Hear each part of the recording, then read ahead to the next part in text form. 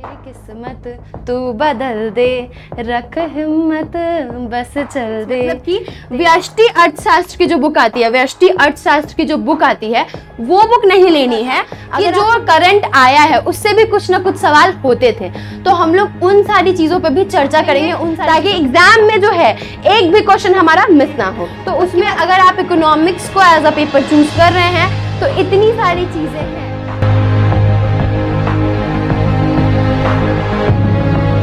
धुंधला जाए जो मंजिले, एक पल को तू नजर झुका, झुक जाए सर जहां वहीं मिलता है रब का रास्ता। तेरी किस्मत तू बदल दे, रख हिम्मत बस चल दे। तेरे साथी मेरे कदमों के हैं निशान, तू न जाने आस पास है खुदा, तू न जाने आस पास है खुदा। तो स्वागत है आप सबका मालवी एकेडमी के ऑनलाइन लर्निंग प्लेटफॉर्म में। और ये गाना हम आप लोगों को क्यों सुना है आप लोग सोच रहे होंगे, बिकॉज अभी एनटीए ने इतने सारे चेंजेस कर दिए, इतने सारे चेंजेस हो गए सिलेबस में। आप लोगों के मन में इतने सारे सवाल हैं सिलेबस को लेके, इसी वजह से हम आप लोगों के लिए आज गाना गाएं कि आप लोगों को बस हिम्मत रखना है, मेहनत करनी है और आप देखिए सब ऊपर वाला ठीक करेगा। हमको पता है कि बहुत लोग हो सकता है भगवान में नहीं विश्वास करते होंगे, बहुत लोग विश्वास करते होंगे। हम लोग महादेव की नगरी में रहते हैं, काशी में रहते हैं, तो हमारा तो महादेव पे अटूट विश्वास है। काशी में है तो बिल्कुल बहुत ज़्यादा, काशी में नहीं भी थे तो भी महादेव पे अटूट विश्वास था। तो हमारा महादेव पे अटूट विश्वास है और हमें विश्वास है कि आप लोग अगर मेहनत करेंगे तो आप लोग सफल ज़रूर होंगे। हर वो इंसान जो मेहनत करता है वो सफल ज़रूर होता है।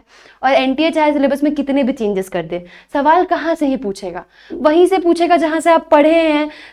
अगर मान लीजिए कि आप यूपी बोर्ड से हैं, आप बिहार बोर्ड से, या फिर आप किसी और बोर्ड से हैं, आईसीएससी से हैं, कहीं से भी हैं, आप अगर एंट्रेंस की तैयारी कर रहे हैं, बीकॉम की, बीए की, तो आप लोगों को पढ़ाया तो ऑलमोस्ट एक ही चीज़ जाता है, बस थोड़े बहुत का डिफरेंस होता है। और उसी डिफरेंस को कवर अप करने के लिए हम लोग जो है अपना सिलेबस आप लोगों को बता रहे हैं, अपना कोर्स आप लोगों को प्रोवाइड कर रहे हैं, जिसकी वजह से आपकी जो प्रॉब्लम्स है, जो आपका वो जो डिफरेंस है वो कम हो सके या वो ख़त्म हो सके।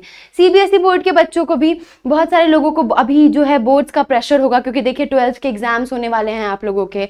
आई विश कि आप सब बहुत अच्छे नंबर से पास हो जाएं, बहुत अच्छे नंबर से आप सक्सीड हों, और आप लोगों का जहाँ भी एडमिशन लेने का मन है, चाहे वो किसी भी यूनिवर्सिटी में हो, किसी भी सेंट्रल यूनिवर्सिटी में हो, तो आपकी जो विश है वो पूरी हो जाए। महादेव आपकी इस विश को पूरी करें।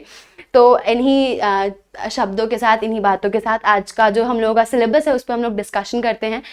आप किसी भी, मान लीजिए कि आप इंटर जैसे 10+2 जो लोग करते हैं सीबीएसई बोर्ड से, तो उनको चाहे वो कॉमर्स बैकग्राउंड से हो या आर्ट्स बैकग्राउंड से हो, उन लोगों का इकोनॉमिक का जो सिलेबस होता है, इकोनॉमिक्स का जो सिलेबस होता है उनका सेम होता है। अब यूपी बोर्ड में, बिहार बोर्ड में हो सकता है कि डिफरेंसेस होंगे, और डिफरेंसेस हैं भी, पर सीबीएसई बोर्ड में दोनों लोगों का सिलेबस जो है वो सेम होता है। हम आप लोगों को दिखाएंगे इसके बाद कि इकोनॉमिक्स का क्या सिलेबस होता है। और आप लोगों को, क्योंकि एनटीए ने कह दिया है कि अब वो 12th स्पेसिफिक ही क्वेश्चन पूछेगा, तो हम लोग उसी पे फोकस करेंगे, उसी पे ध्यान देंगे। पर बहुत सारी चीजें हैं जो आपको 12th में पढ़नी है, पर क्या है कि उनका बेस जो है वो 11th में है, ठीक है। उनके बारे में कुछ जानना आपको जो जरूरी है वो 11th में है। तो हम लोग और भी बहुत उन वैसी चीज़ों के बारे में डिस्कशन करेंगे, और हम लोग कोशिश करेंगे कि हम लोग 12th पे फोकस करते हुए और एनटीए से लड़ने के लिए, एनटीए जो भी एग्जाम ले उससे हम एकदम तैयार रहें, उसके लिए एकदम अच्छे से अच्छा नंबर लाके अच्छी से अच्छी यूनिवर्सिटी में एडमिशन ले। तो चलिए आज का सिलेबस जो है वो हम लोग शुरू करते हैं।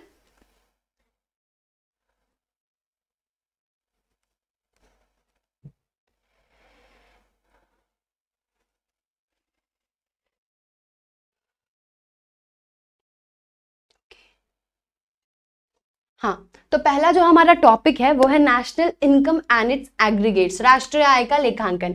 आप लोगों को क्या है, जैसे देखिए कि हम आप लोगों को पहले एक बहुत इंपॉर्टेंट चीज़ बताते हैं कि अगर आप बुक्स खरीदने जाएंगे, अगर आप सीबीएसई बोर्ड के हैं तो आपको डेफिनेटली ये बात पता होगी कि सीबीएसई बोर्ड में जो है पिछले पिछले 2 साल या 3 साल पहले जो था कि माइक्रो और मैक्रो, समष्टि और व्यष्टि अर्थशास्त्र जो है वो 12th में पढ़ाया जाता था।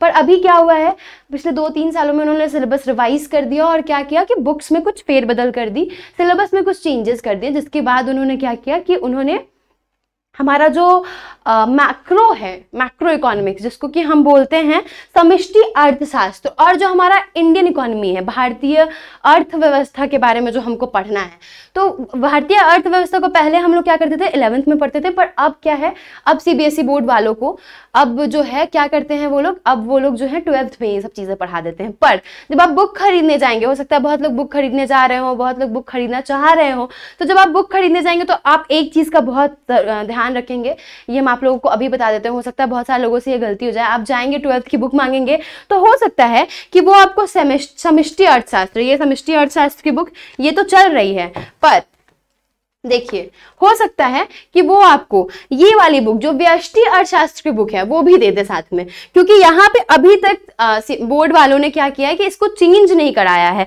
ये अभी भी यहाँ पे 12th ही लिखा हुआ है, जो नया एडिशन भी आया उसमें भी जो है अभी भी ये 12th ही लिखा हुआ है। तो आप ध्यान देंगे कि आपको माइक्रो इकोनॉमिक्स मतलब कि व्यष्टि अर्थशास्त्र की जो बुक आती है, व्यष्टि अर्थशास्त्र की जो बुक आती है वो बुक नहीं लेनी है। अगर आपको बुक लेना भी है तो आप क्या करेंगे, आप समष्टि अर्थशास्त्र, जिसको कि हम लोग इंट्रोडक्टरी मैक्रो इकोनॉमिक्स बोलते हैं, उसकी बुक लेंगे, ठीक है।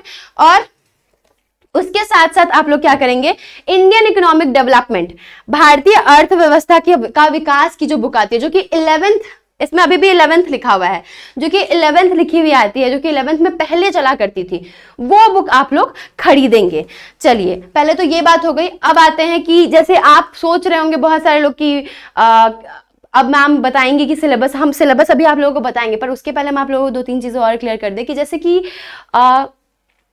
जो सीबीएसई बोर्ड वाले हैं तो वहाँ तो इंटर में 10+2 में मतलब दोनों सेम होता है, तो इसी वजह से हम लोग एक कंबाइंड सिलेबस ही अभी देख रहे हैं कि क्या क्या हम लोगों को पढ़ना है, क्या क्या हम लोगों को जानना है। आपके बोर्ड में हो सकता है थोड़े बहुत डिफरेंसेस हो, पर आपको ऑल टुगेदर पढ़नी इतनी ही चीजें हैं। तो इन सारी चीजों के बारे में हम लोग अभी क्या करेंगे, डिस्कशन करेंगे। तो हम लोग पहले क्या पढ़ेंगे, पहले हम लोग national income and it's aggregates के बारे में पढ़ेंगे, मतलब राष्ट्रीय आय का जो हमारा लेखांकन है उसके बारे में पहले हम लोग पढ़ेंगे, कैसे हम लोग नेशनल इनकम को कैलकुलेट करते हैं, कैसे किसी भी अर्थव्यवस्था में जो फ्लो है इनकम का, फ्लो है पैसे का, वो कैसे होता है। तो इन सारी चीजों से जो रिलेटेड बातें हैं वो हम जब नेशनल इनकम एंड एग्रीगेट्स पढ़ेंगे तब पढ़ेंगे। उसके बाद हम लोग मनी एंड बैंकिंग, मुद्रा और बैंकिंग के बारे में पढ़ेंगे। अब देखिए सीबीएसई बोर्ड में क्या है कि इकोनॉमिक्स में बस एक चैप्टर है मनी एंड बैंकिंग, जबकि यूपी बोर्ड में वो पूरा एक पेपर है, एक पूरा सब्जेक्ट है। तो इन सारी चीजों को हम लोग ध्यान देंगे, और जितना हम लोगों को पढ़ना है, क्योंकि हमको पता है आप लोगों पे बोर्ड एग्जाम में आप लोगों पे ऑलरेडी बहुत प्रेशर है, तो हम लोगों को जितना पढ़ना है हम लोग बस उतनी ही बातों पर क्या करेंगे, ध्यान देंगे, ठीक है। उसके बाद हम लोग पढ़ेंगे determination of income and employment, आय और रोजगार का निर्धारण, किस तरह से हम एक इकोनॉमी में, एक अर्थव्यवस्था में आय और रोजगार का जो है निर्धारण करते हैं। बहुत सारे लोगों को पता होगा, जो लोग पढ़े हैं पहले से, जो लोग नहीं पढ़े हैं उनको भी इसमें बताया जाएगा कि हम लोग एग्रीगेट डिमांड और एग्रीगेट सप्लाई की बात कर रहे हैं यहाँ, और उसी से रिलेटेड जो कॉन्सेप्ट है वो आपका इस चैप्टर में क्लियर होगा। उसके बाद हम लोग बजट के बारे में पढ़ेंगे। अब देखिए बजट जो है आपके बुक में जितना दिया हुआ है उसके अलावा अभी जो बजट से रिलेटेड, अभी जो नया बजट पेश किया गया, अभी जो बजट आया, तो एनडीए पॉसिबिलिटी है, मतलब पहले ऐसा होता था कि जो करंट आया है उससे भी कुछ ना कुछ सवाल होते थे। तो हम लोग उन सारी चीजों पे भी चर्चा करेंगे, उन सारी चीजों पे भी बात करेंगे, अवेयर रहेंगे, क्योंकि एनडीए क्वेश्चंस पूछ सकता है, और बजट क्योंकि आपके सिलेबस में है तो पहले इस तरह के सवाल आए हैं, तो पॉसिबिलिटी है कि मतलब हो सकता है कि इस तरह के सवाल वो लोग दोबारा पूछे, तो पहले इस तरह की बातें जो है वो लोग पूछ चुके हैं। तो इसीलिए हम लोग क्या करेंगे, अपनी तरफ से प्रिपेयर्ड रहेंगे। करंट बजट से रिलेटेड भी जितनी इंफॉर्मेशन है जो जरूरी हो सकती है, हम लोग कोशिश करेंगे कि वो सारी हम लोग कवर अप कर लें। उसके बाद क्या है, उसके बाद हम लोग बैलेंस ऑफ पेमेंट और फॉरेन एक्सचेंज जो है वो पढ़ेंगे। हम लोग क्या पढ़ेंगे, हम लोग अदायगी संतुलन और विदेशी विनिमय के बारे में जानेंगे कि क्या है फॉरेन एक्सचेंज रेट, किस रेट पे जो है हम लोग गुड्स और सर्विसेज जो है फॉरेन मार्केट में सेल करते हैं, क्या होता है balance of payment, balance of payment किस तरह का होना चाहिए एक अर्थव्यवस्था के लिए। तो ये सारा चीजें जो है मैक्रो कॉन्सेप्ट है, क्योंकि हम क्या कर रहे हैं, अर्थव्यवस्था की बात कर रहे हैं, पूरे अर्थव्यवस्था की बात कर रहे हैं। तो इसीलिए हम लोग क्या करेंगे कि ये सारी चीजें जो है पढ़ेंगे। ठीक है, आगे हम लोग एलपीजी पॉलिसी के बारे में पढ़ेंगे। एलपीजी पॉलिसी जो है एक बहुत बड़ा चेंज लाई हमारी इकोनॉमी में इंडिपेंडेंस के बाद। 1991 में ये पॉलिसी आई थी और इसकी वजह से, इस पॉलिसी की वजह से हमारे इंडियन इकोनॉमी में बहुत बड़ा चेंज आया, बहुत ड्रास्टिक चेंज आया। तो इसी वजह से क्या करेंगे हम लोग, इसको भी डिटेल में जानेंगे, ये आपके सिलेबस में है। उसके बाद हम लोग 5 ईयर प्लान और नीति आयोग के बारे में जानेंगे। अब 5 ईयर प्लान और नीति आयोग, बहुत लोगों के मन में ये आ रहा होगा कि नीति आयोग तो एनसीईआरटी के बुक में नहीं है या फिर एनसीईआरटी के बुक में दिया नहीं है, तो मैम क्यों बोल रही हैं? क्योंकि देखिए 5 ईयर प्लान जो था, पहले प्लानिंग कमीशन बनाया करती थी, लेकिन प्लानिंग कमीशन को तो डिमोलिश कर दिया गया, प्लानिंग कमीशन को हटा दिया गया और उसकी जगह पे क्या किया गया, एक नई संस्था बनाई गई, नीति आयोग। तो इसी वजह से हम लोगों को नीति आयोग के बारे में भी अपडेटेड रहना, थोड़ा जानना जरूरी है। बहुत इसको इलैबोरेट नहीं करेंगे, पर जो पहले के क्वेश्चन पेपर्स को ध्यान में रखते हुए जो थोड़ा बहुत जरूरी हो सकता है, तो वो सब हम लोग डिस्कस कर लेंगे, क्योंकि हम लोगों को तैयार रहना है, किसी भी तरह से हिम्मत नहीं हारनी है और अपने आप को, अपना एडमिशन जो है अच्छे से अच्छे यूनिवर्सिटी में कराना है। तो हम लोग अपनी तरफ से सतर्क रहेंगे, सचेत रहेंगे, अवेयर रहेंगे, कोशिश करेंगे कि हम लोग थोड़ा बहुत, जैसे अब नीति आयोग के बारे में आप कब उसका फॉर्मेशन हुआ या कौन उसके चीफ हैं, ये सब चीजें तो बहुत बेसिक्स हैं, ये पता होनी चाहिए। तो इसीलिए ये सब चीजें जो है हम लोग डिस्कस कर लेंगे। ठीक है, उसके बाद हम लोग क्या पढ़ेंगे, उसके बाद हम लोग पढ़ेंगे एग्रीकल्चर सेक्टर आफ्टर इंडिपेंडेंस। स्वतंत्रता के बाद कृषि क्षेत्र में क्या क्या हुआ, क्या क्या चेंजेस आए, किस तरह के रिफॉर्म्स हुए, इन सारी चीजों के बारे में हम लोग पढ़ेंगे। उसके बाद हम लोग इंडस्ट्रियल सेक्टर में क्या क्या रिफॉर्म्स आए, क्या क्या चेंजेस आए, क्या क्या नीतियां आई, इनके बारे में पढ़ेंगे। उसके बाद हम लोग फॉरेन ट्रेड के बारे में पढ़ेंगे, क्योंकि अभी हम लोग मैक्रो इकोनॉमिक्स की चर्चा कर रहे हैं, तो मैक्रो कभी भी पूरी अर्थव्यवस्था के बारे में हम लोग पढ़ते हैं, एग्रीगेट चीजें उसमें पढ़ते हैं। तो हम लोग यहाँ विदेशी व्यापार का क्या रूल्स हैं, किस तरह से होते हैं, क्या कंडीशंस हैं, कुछ ऑर्गेनाइजेशंस हैं जैसे WTO वगैरह, तो वो किस तरह से डायरेक्ट करती हैं, उनके क्या रूल्स हैं, इन सारी चीजों के बारे में जो है हम लोग फॉरेन ट्रेड में जानेंगे। ठीक है, आगे बढ़ते हैं। फिर हम लोग क्या करेंगे, फिर हम लोग पॉवर्टी के बारे में जानेंगे। ये हमारा जो है इंडियन इकोनॉमी का जो है पोर्शन है। अभी तक जो है हम लोग क्या कर रहे थे, अभी तक हम लोग मैक्रो इकोनॉमिक्स का पोर्शन देख रहे थे, पर अब हम लोग इंडियन इकोनॉमी का पोर्शन देख रहे हैं। तो इंडियन इकोनॉमी में अब हम लोग क्या करेंगे, हम लोग पॉवर्टी के बारे में जानेंगे, human capital formation in India के बारे में जानेंगे, किस तरह से भारत में जो है मानव पूंजी का निर्माण होता है, क्या क्या फीचर्स हैं, क्या कॉजेज हैं, कैरेक्टरिस्टिक्स, ये सब बहुत सारी चीजें जो है हम लोग पढ़ेंगे। इसमें कुछ इंडेक्सेस वगैरह के बारे में हम लोग जानेंगे। पॉवर्टी भी जब पढ़ेंगे तो पॉवर्टी के कुछ इंडेक्स होते हैं, उनके बारे में कुछ चीजें जानेंगे। तो ये सारी चीजें जो है हम लोग जानेंगे जब हम लोग इन सारी चीजों के बारे में पढ़ेंगे। फिर हम लोग रूरल डेवलपमेंट, ग्रामीण विकास के बारे में जानेंगे। फिर एम्प्लॉयमेंट, रोजगार के बारे में जानेंगे। ये सब तो इंडियन इकोनॉमी के बर्निंग इश्यूज हैं, जो इंडिपेंडेंस के बाद इसमें कितने सारे चैलेंजेस आए, क्या चैलेंजेस आए, क्या चेंजेस हुए, तो इन सारी चीजों के बारे में जो है जानना जरूरी है और आपके बुक में भी दिया गया है। और क्योंकि सीबीएसई बेस्ड ही बोला जा रहा है कि 12th सीबीएसई के जो सिलेबस के हिसाब से, तो आप उस बुक में अगर देखना चाहेंगे तो ये सारी चीजें हैं वहां। तो इसीलिए हम इन सारी चीजों पे हम लोग क्या करेंगे, डिस्कशन करेंगे, बात करेंगे, पढ़ेंगे, समझेंगे, ताकि एग्जाम में जो है एक भी क्वेश्चन हमारा मिस ना हो। उसके बाद हम लोग इंफ्रास्ट्रक्चर के बारे में जानेंगे। उसके बाद हम लोग सस्टेनेबल डेवलपमेंट और एनवायरनमेंट के बारे में जानेंगे। इकोनॉमिक्स में एनवायरनमेंट और सस्टेनेबल डेवलपमेंट का भी बहुत बड़ा योगदान है किसी भी अर्थव्यवस्था में। कैसा वहां का वातावरण है, कैसा वहां का सस्टेनेबल डेवलपमेंट गोल, क्या वहां का सस्टेनेबल डेवलपमेंट गोल्स है, किस तरह से वो लोग काम कर रहे हैं। तो ये सारी चीजें जो है बहुत जरूरी है, इसीलिए इन सारी चीजों को हम लोग जानेंगे। और उसके बाद भारत और उसके पड़ोसी जो देश हैं, उनसे जो हम लोगों का कितना विकास हुआ है, उन सारी चीजों के बारे में भी कुछ कंपैरेटिव स्टडी हम लोग करेंगे। ठीक है, तो इतना सब कुछ जो है, आप अगर सीबीएसई का अगर आप सिलेबस उठाएंगे 12th का, तो वो भी हम आप लोगों को दिखा देते हैं। देखिए, फर्स्ट टर्म जो होता है सीबीएसई का, तो उसमें इतनी सारी चीजें जो है आप लोगों को पढ़नी होती हैं। हम सारी चीजें जो है आप लोगों की लिए हैं, वही सारी चीजें लिए हैं जो उन लोगों के सिलेबस के हिसाब से है।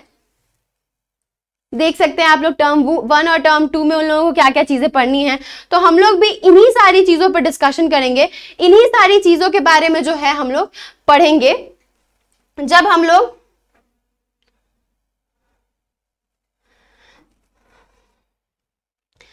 लोग प्रिपरेशन करना जो है शुरू करेंगे, तब हम लोग इन्हीं सारी चीजों के बारे में पढ़ेंगे और इन सारी चीजों के बारे में पढ़ लेंगे, अच्छे से समझ लेंगे। देखिए ये आपके बोर्ड के पॉइंट ऑफ व्यू से भी इंपॉर्टेंट है, क्योंकि अब एनटीए ने सिलेबस चेंज कर दिया है। तो अगर आप इकोनॉमिक्स को एज अ पेपर चूज कर रहे हैं, अपना as a domain subject, 6 domain, एक डोमेन में आपको 6 पेपर्स चूज करने हैं, तो उसमें अगर आप इकोनॉमिक्स को एज अ पेपर चूज कर रहे हैं तो इतनी सारी चीजें हैं, इतनी सारी चीजों की पॉसिबिलिटी है कि इतनी सारी चीजों से जो है क्वेश्चन आ सकते हैं, आपको पूछा जा सकता है। इसी वजह से आप क्या करेंगे, इन सारी चीजों को पढ़ेंगे, हम आप लोगों का साथ देंगे। एग्जाम के दिन तक, एग्जाम जब तक आप देने जाएंगे उसके पहले तक हम लोग साथ मिलके पढ़ेंगे और एंट्रेंस एग्जाम क्लियर करके ही आएंगे। CUCET एग्जाम हो, चाहे वो कितना भी टफ हो जाए, चाहे कितना भी एनटीए सिलेबस में चेंजेस कर ले, पर हम लोग हर चीज के लिए तैयार हैं, हम लोग हर चीज से लड़ेंगे और फतह पाएंगे, जीत कर ही आएंगे। तो इसीलिए हम लोग इतनी सारी चीजों को पढ़ेंगे। आई होप आप लोग भी मेरा साथ देंगे इसमें और जम के मेहनत करेंगे, जम के पढ़ेंगे। अभी से आप लोगों को कमर कस लेनी है, अच्छे से पढ़ना है, अच्छे से पढ़ाई करनी है, ताकि आप लोगों का एंट्रेंस एग्जाम जो है क्लियर हो जाए। हम लोग आप लोगों के लिए ही हमेशा हैं और चीज़ों को, और जैसे जैसे सिलेबस में चेंजेस हो रहे हैं वैसे वैसे हम लोग इम्प्रूव कर रहे हैं और उसी हिसाब से आप लोगों के लिए सिलेबस ला रहे हैं। तो इसीलिए आप लोगों को घबराने की ज़रूरत नहीं है। बहुत ज़्यादा डिफरेंसेस नहीं आए हैं, पर जो डिफरेंसेस आए हैं उन डिफरेंसेस को हम लोग ध्यान में रखते हुए हम लोग आगे काम करते रहेंगे। ठीक है, तो आज का जो सेशन है उसको हम लोग यही ख़त्म करते हैं। धन्यवाद, नमस्कार।